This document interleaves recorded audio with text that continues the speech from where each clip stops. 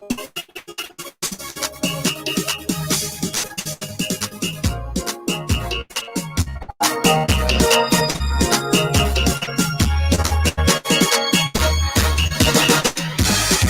this is the day that the Lord has made. Let us rejoice and be glad in it. And very good afternoon to you, and welcome to the show alive. Right here on the family station 101.1, 101.3, 101.5, 101.7, 101.9. It's Free Friday. And you're live on Love 101, the family station. So if you're viewing via Facebook, I say a very special welcome to you. And likewise, if you're watching via YouTube, and if you're listening via the World Wide Web, www.love101.org, or you're utilizing the app Love 101 FM Jamaica, I say a big thank you to you, Make Family Radio Love 101. And of course, you can expect to be inspired, informed, entertained, and engaged. So coming up inside the show, in a few, it's the time for highlights in the news. 1:45 mental size, your mental exercise. At 2 p.m., we blast up this place with prayer with Pastor Ken Powell of the Watson's Hill Pentecostal Church of God. 2:15, music comes your way. Sister the Past will be stopping by to share her single, Make We Praise. At 3 p.m., it will be time for a live highlights. We'll be talking with Ariana White Burton.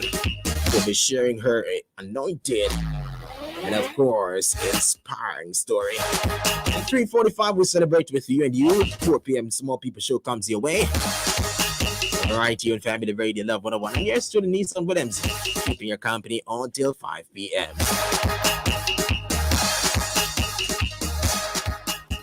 And just to take a look at some of the stories or the highlights in the news at this time, and we begin with local news. So Health and Wellness Minister Dr. Christopher Tufton says Jamaica will receive up to 600,000 doses of the much sought after Pfizer vaccine within the next few weeks.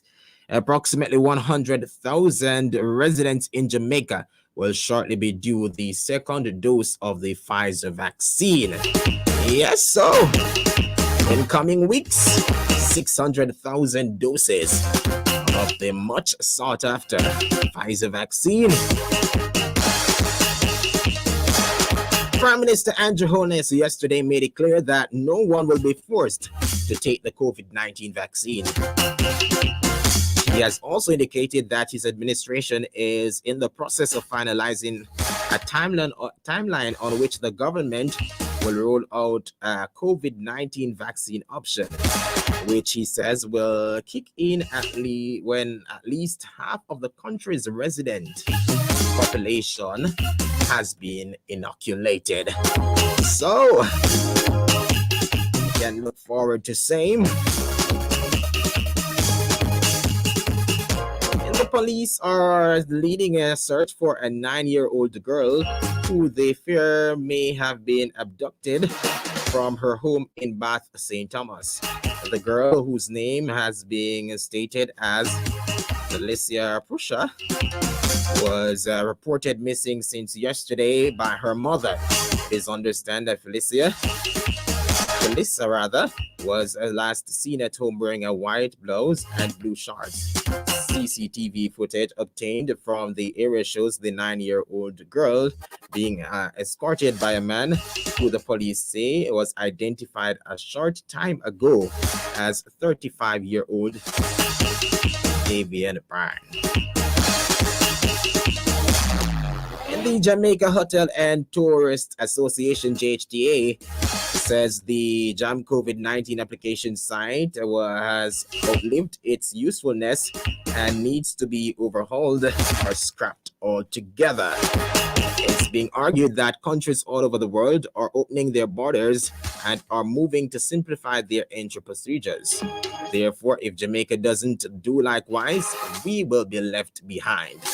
The Jam COVID app was implemented to serve as a centralized source for the government's COVID-19 information and services, among other things. NCB Staff Association representatives are due to meet with the management of the financial institution this afternoon in relation to their disagreement over the entity's vaccine mandate. The mandate was announced on October 12 to become effective on November 3.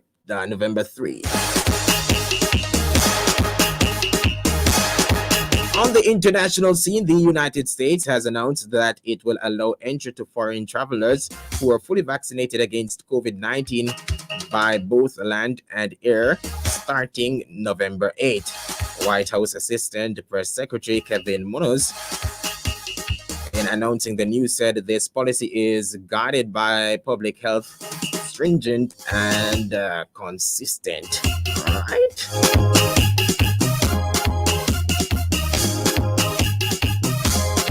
Still on the international scene, a Reuters report says President Joe Biden's administration is taking steps to restart by mid-November the remain in Mexico asylum program begun under the former U.S. President Donald Trump.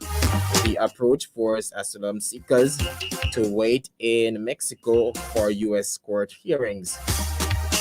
U.S. officials said a federal court has deemed termination of the program unjustified.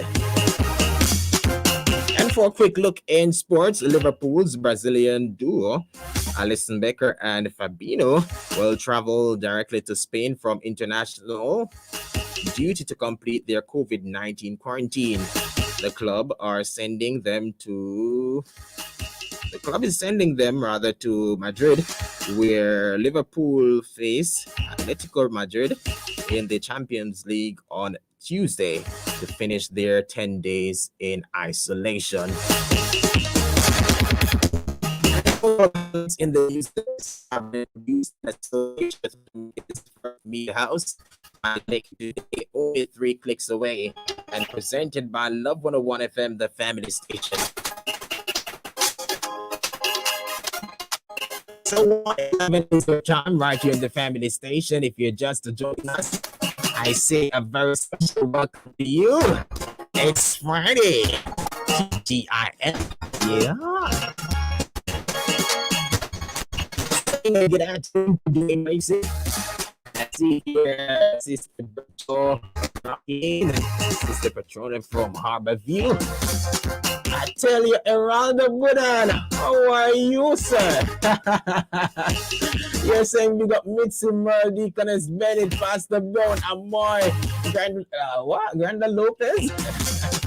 Yes, Les, Sarah, oh boy, everybody. You cannot write out everybody's name. All right, Eraldo. Blessings to you, Dad.